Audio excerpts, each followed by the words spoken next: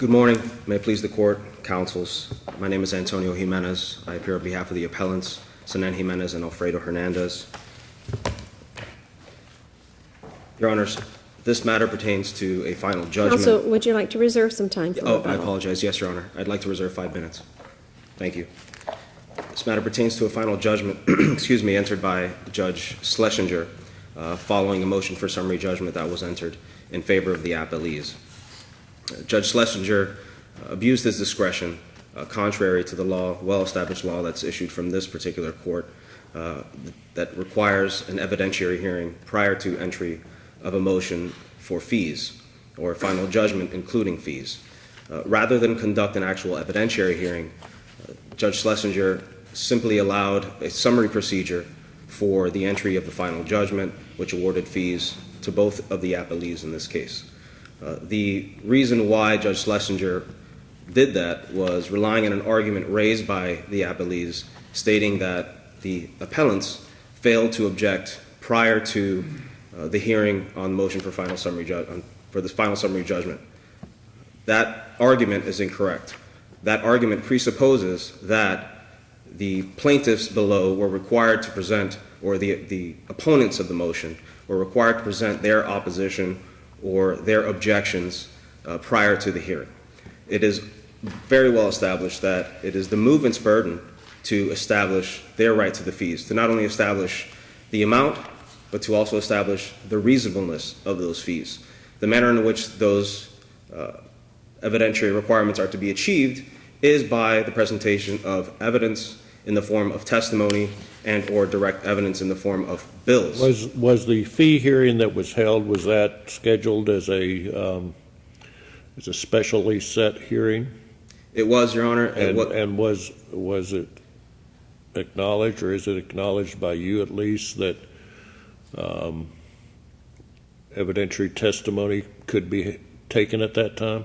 That's correct. It was. Did you object at any time that Your Honor, we object to this because we object to the affidavit because of no testimony or anything like that, or object to the whole proceeding on that basis? During the proceeding, I did not, Your Honor, and we did not, because essentially what was occurring during the course of the hearing, and I see Your Honor looking at the transcript, during the course of the hearing there was what I believed at the moment to be preliminary argument. We presented our opening arguments. All witnesses were present to testify. The appellees had their expert present in the courtroom to testify. After both sides presented their opening arguments, or what the appellants believed to be opening arguments, Schlesinger asked whether the appellees believed. There was a whole bunch of argument, and then it looks like toward the end the judge says the court does find, for the reasons articulated by Mr. Parker, there's no longer a burden to present expert testimony on behalf of these defendants. And then he goes on to say, I am granting this motion summarily on behalf of both parties for the various amounts. I don't see anything there where you say, well, Your Honor, respectfully, there needs to be a hearing. That's an entry hearing. Your Honor's observation of the record is correct. However, at that point, there had been various issues raised as to the lack of evidence in the record. For example, one of the main deficiencies in the record, besides no evidence being entered whatsoever, other than, well, there was no evidence entered at all. There were affidavits filed before the hearing, but no testimony was taken. One of the main issues, which even if the court finds a lack of objection, is that even what is in the record does not substantiate the amount of the award entered in favor of one of the appellants. The actual evidence, if you want to consider it evidence, though not admitted through testimony, are bills that amount to $45,055.61 in favor of the appellant association. The actual final judgment awarding fees is in the amount of $147,000. $147,295.56 in favor of the appellee association. There are two appellees. Is that for both the counsel and the co-counsel, the $147,295? That amount is awarded to one of the law firms. There are two law firms engaged, and that was one of the issues. That didn't include the other law firms' fees as well? The other law firm's fees were essentially assigned to the other defendant, which is a limited partnership. The way that the final judgment parses out the actual award is $147,295 and 56 cents to the association, which is what the Parker law firm claimed was their reasonable fee, and the other amount was $57,027.50 awarded to the Shear Law Group, which appeared on behalf of both parties. It's very unclear throughout the You're saying course. the total award was over $200,000. Is that what you're saying? Yes, that's correct. And going back to the argument that I was addressing with Judge Shepard, Because when my understanding was that the 147 and change also included the $57,000 for co-counsel. that is in addition. It's in addition to the 147, because there were two law firms, one law firm of which, or one lawyer of which, appeared for both parties at different phases in the litigation, which essentially is the second argument raised in the appellant's initial brief. I would just like to finalize the response to your question. As I said, the evidence that was submitted in the form of bills does not substantiate the award, if you want to consider that evidence. There was essentially nothing for the court to... I saw two arguments that you made in this hearing. Number one, that there was duplication between the two law firms, and number two, that that the Zoberg firm didn't file a motion because they only filed an notice of appearance, that they were entitled to nothing. Those were the only two arguments that I saw that were made below. It was pointed out during the course of the hearing, Your Honor, that the bills, the bills submitted with the actual motion for attorney's fees was if you do the math and you add up the bills that were included with the motion for fees, they amount to $45,000 and change. Which one? The Zoberg one? Zoberg. No, the Parker bills, if you add all of the bills included with the motion for fees from the Parker Colonelli firm, those bills will only add up to $45,000. You're saying that there were no bills to substantiate $100,000 of the $147,000? Exactly. That's exactly what I'm saying. That was raised during the actual argument below. I informed Judge Schlesinger and the party that what they have submitted does not substantiate what they are requesting. Where did you do that in the record? Okay. If you can quickly tell me. Sure. I'm talking about the hearing transcript. That's what we're talking about. Yes, Your Honor. It is on page 16 of the record transcript. Okay. On line 11 says, however, the contents of their motion, the bills in their motion, do not match the amount they are seeking in the affidavit of reasonableness. There is approximately $45,055.61 in bills attached to their motion. Mr. Phelan's affidavit is claiming $125,880.50. So there is a discrepancy. The first argument essentially alleges that there's no evidentiary support for this final judgment, at least nothing that was entered. There was certainly no testimony or evidence adduced into the record other than what was presented prior to the hearing. The argument of waiver essentially foreclosed the appellant's ability to argue against or cross-examine any witnesses that should have been presented at the hearing, particularly when confronted with the issue of the discrepancy of the evidence and the shortcoming of over $100,000. Were additional invoices submitted no, because it wasn't allowed. In other words, the billing had to be submitted prior to, and your objection had to be made prior to, the 30 days to produce the bills and then 40 days to object, 45 days to object. So you're saying whatever bills were attached to the fee motion, that was it. That's correct. They weren't going to be able to put in any additional. And are those the ones that are in the record? Those are in the record. So there would be no others that were put on. There are no other And you're saying records. that these, I've printed them out because I compared the two sets of bills to see about duplication, but, so you're saying that this set of bills does not add up to anything but $45,000? To be clear, it's They are the bills that pertain to the Parker Colonelli firm that are Correct. attached to the motion for attorney's fees. You say Final it judgment. only comes up to about 45 grand? It adds up to $45,055.61. And is that what, on February 28th, that same law firm sent to you? Same bills? On February 28th, they sent me those bills, but they sent me the entirety of the bills. Admittedly, I had seen the entirety of the bills. However, those bills were never entered, even after being So you're advised. saying that you had bills in the amount of to support $147,000, Yes. but attached to their motion for fees was only $45,000 worth? That's correct. Okay. That's correct, Your Honor. Counsel, we've let you go over your time, but we'll still give you a couple of minutes for rebuttal. Thank you.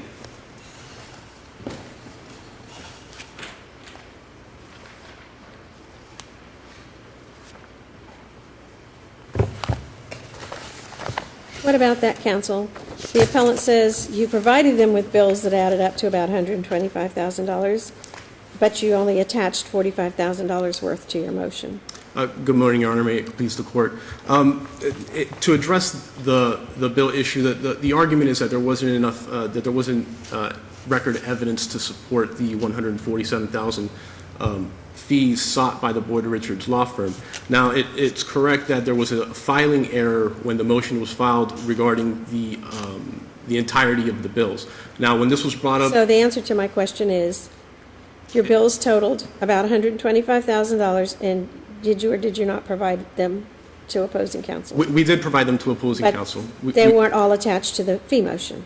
That's correct, Your Honor. There was a filing error where the exhibit was not, the exhibit with the bills was not complete. That's correct, Your Honor. But nothing else was introduced at the time of the fee hearing, correct? At the time of the hearing, what there was an affidavit by Mr. Parker of the Boyd Richards law firm that had the entirety, the entire amount of the bill sought, $147,000. But that hadn't In been addition- filed within 30 days of the court order, and then you had 45 days to object. Weren't you bound by that same order that he was?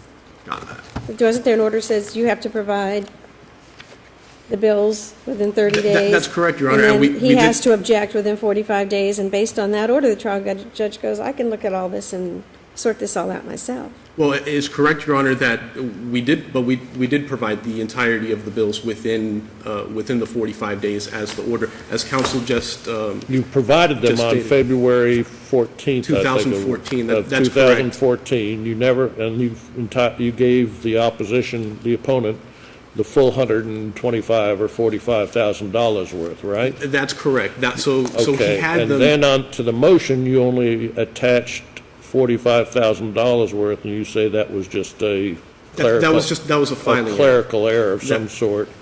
And Mr. Parker's affidavit from your law firm, did he attach the full $125,000 to his affidavit again, or just the amount? The affidavit had the entire amount in Mr. But did it have all of the bills attached again? No, Your Honor, because that was the same motion. Now, we did Did the provide. judge, is there any record evidence that the judge had the entire set of bills before him at the time of the hearing? Record evidence? Well, He says that he looked at bills. Well, he states in the record that he reviewed a ton of the bills, that he reviewed the bills. And we did provide them to the court as a courtesy copy prior to the hearing, at least 10 days before. And the You judge, provided to the court, prior to the fee hearing. all of the bills? That's correct, Your Honor. Is there record evidence that you did that? No, there isn't record evidence except for the court stating at the actual hearing that he reviewed all of the bills. That's the problem with not having an evidentiary hearing. We don't know what he looked at. We have no idea. I mean, we're here on a record that doesn't have in the record that was before the trial court anything more than $45,000. So how do you justify, that's perhaps why this whole big dance is, you have to have an evidentiary hearing. And so we have $45,000 worth of bills and enough determination that you're entitled to $125,000. Well, Your Honor, the Judge Schumacher had set forth a procedure in which, and Your Honor, may I state, Mr. Zoberg is here on behalf of Aventura Beach Associates, and he would like 3 minutes to. Well, you to have a address the total of court. 10 minutes, so however you want to divide it, it's yours, but you're probably getting close onto it right now. Was the February 14th letter with the attached full, which had all of the bills, was that in the record? Was that filed at any time prior to the hearing? No, it was sent to. Not of opposing- record. It was sent to opposing counsel. So there's nothing of record to, other than the judge's statement that he looked at a bunch of bills. Well, in addition, there's the affidavit of Phelan. the expert, which states the full amount that he reviewed the file. He states the full amount reflected in the bills, and then there's the And affidavit he of says he Mr. Parker. reviewed all $125,000 worth? I believe the affidavit states that he reviewed the files and found the fees to be reasonable. I think he found 147,000 fees reasonable for the Parker firm and 57,000 reasonable for Mr. Zoberg's firm. Now, the issue of having an evidentiary hearing, Judge Schumacher set forth a procedure where we were to provide them the bills. We complied with that. They were to provide their objections. They did not provide their objections. If the other side acquiesces and makes no objection to a procedure, then that becomes the procedure that's going to go forward with the case. He can't raise it for the first time. So if we were in to appeal. decide here the different procedure from that's been approved by the Florida Supreme Court for doing something, we could cram it down and say, here, forget that evidentiary stuff. We don't really need to look at what the evidence is. We think you can come in and you can just tell us, what you think the evidence is, and he can come and tell us what he thinks the evidence is. And if nobody objects to that procedure, then that's the procedure. Are you saying Your Honor, we, in our inherent authority, and he in his inherent authority, had the power to say? I would say that there's a lack of objection on the other side. There are multiple cases and cases in the third DCA that when the parties, when the court sets a procedure, and if a party doesn't object, then they have acquiesced to that procedure. Well, They can't then. by not objecting, in essence, what were they objecting to in terms of the amount of money that was being sought?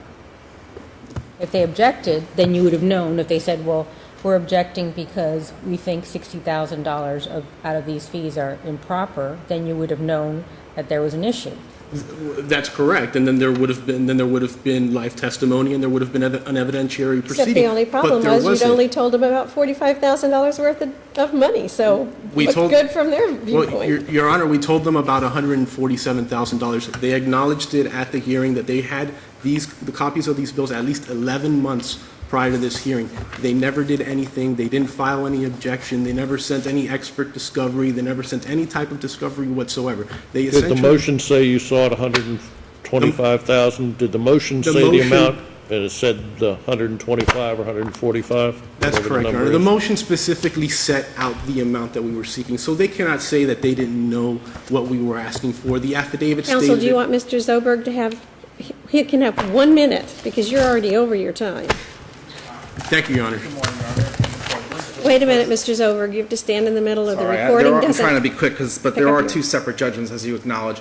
First off, and I hate to, again, our position is, as he said, with regard to his bills, but our bills were fully attached, and there was complete, knowledge of our bills. There's no issue with regard to our bills being attached. They were attached, all your bills were attached to the motion? All of our bills were attached to the motion. There are two separate judgments. It probably should have been done in two separate orders, but the bottom line is the judgment is clear. Everybody agrees. You provided them the bills, and then you also provided an affidavit. Correct. On February 14, we provided the full bills. We have an affidavit. We have an expert affidavit. Everything was done correctly. And that's one of his fundamental issues, right? If you don't reverse Judge Schumacher's order, plainly what was done here was correct. In order to reverse the final judgment, obviously you have to reverse Judge Schumacher's order. Now he says, well, it was an interlocutory order. I couldn't appeal that order at the time, which is true, but that doesn't matter because he had a right to preserve that objection. And there's a slew of cases, all out of the third DCA, that says when the judge announces a procedure, that's your time to object to it. If you don't object to it, too bad. And in fact, you have obviously, so our position is, and what he raises on appeal, by the way, are two issues. One is lack of evidence. he's trying to hide the real issue, right? Everybody agrees, at least with regard to my firm, that clearly there was enough evidence because we submitted affidavits, we submitted an expert testimony affidavit, we did everything that ever is entered. What he's really arguing as to my fees is the evidence wasn't submitted properly. It wasn't submitted at an evidentiary hearing. I thought the real argument with regard to your fees were its duplication of effort. Right, which he doesn't raise, by the way, until the reply brief. So if you look at his initial brief, the word duplication does not appear. So again, our position is that's waived. But to the extent you want to consider it, even though he doesn't raise it in the initial brief and he only raises it in reply, there's case law, Grover is one, that clearly says just because you have two law firms, that doesn't mean duplication. So in conclusion, you would ask us to do what? In conclusion, I would ask you to affirm, but can I just one note thing? He raises not a single instance of duplication. He just says it without any, thank you, Your Honor. Thank you. Counsel, we let you go over your time, but we'll give you 2 minutes. Thank you. I'll speak very briefly with respect to Judge Lagoa's raising the issue, which is exactly what the plaintiffs were thinking below. Should we raise this issue, which we're not required to raise any objections whatsoever because that's not the procedure. The procedure is to have an evidentiary hearing when we will then present our objections. But if the trial court tells you and enters an order saying that this is the procedure, is it your belief that you can just disregard the trial court's order? Our belief below, And Your then Honor, come to us? to answer your question, was that that procedure was improper and contrary to the law. The law requires an evidentiary hearing where the Well, then why didn't objections you have file to a be voiced. petition for certiorari? That order, based on the law, and particularly the law out of this particular court, says that is an interlocutory order. Well, let's It cannot assume be for a taken. moment that there's no basis for interlocutory relief because it just doesn't comply. But when you got to the hearing, which was a specially set hearing, did you say, Your Honor, we're going to have testimony, and when it appeared that we're not going to be testimony, say, I object. I want to put my witnesses on. I did not, and the reason I did not, at the end of the hearing, at the conclusion, which occurred summarily, when Judge Schlesinger asked Mr. Parker, do you believe that these objections have been waived? And Mr. Parker said, yes. There's no need to put on any evidence whatsoever. We've been relieved of our burden, which is improper. They are the movement. They still carry that burden. They're still required to present their evidence. You have an obligation to, on the record, tell the trial court that you're objecting to the ruling. What if the trial court says to you, I'm not going to allow you to proffer this evidence? You could say then, Judge, well, I understand that, but I'd like to make my record and I'd like to proffer my evidence. I think at that time, Your Honor, at the conclusion of the hearing, Judge Schlesinger himself said, I'm sure you'll take this up and we'll have the third address this issue. Well, you didn't even have, you said earlier this was an evidentiary hearing, right? It was set for an evidentiary Correct. hearing. Everybody knew it was an evidentiary hearing. Correct. You didn't have an expert even in the House, did you? I did not have an expert, Your Honor. You then, you made all these arguments we talked about, and then you said, at a minimum, I'm going to ask you to reserve ruling to allow me to obtain an expert to review this. We're talking about 5 years of billing and so on. So you weren't prepared to go forward either at that time. I did not have an expert. You were not prepared. I mean, everybody knew what fees are all about. It's hours and dollars, and no, you didn't have anybody there to talk about it, right? That's correct. I had been provided with their expert information, their affidavit of reasonableness as coming from an expert 5 business days before the hearing. So, counsel, you would ask us to? I would ask this court to reverse the final judgment entered by Judge Schlesinger. Thank you both. We are adjourned. Thank you.